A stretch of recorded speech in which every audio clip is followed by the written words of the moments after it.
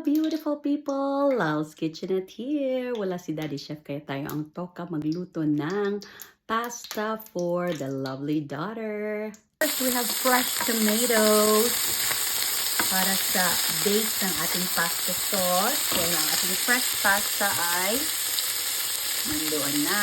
Ang ating spaghetti meat sauce, ready na actually ito. But if you have a raw minced meat, mas masarap siya na fresh.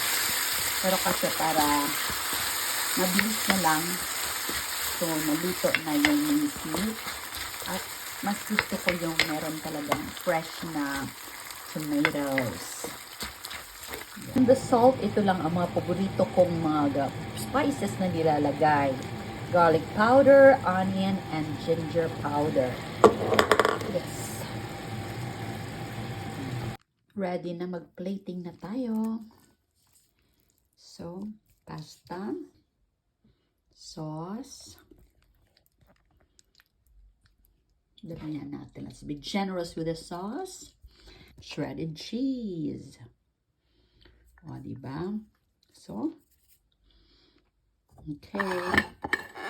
Lana, Varsh good. The food is ready. So that's it, lovely people. Happy eating and cooking. Love, love, love.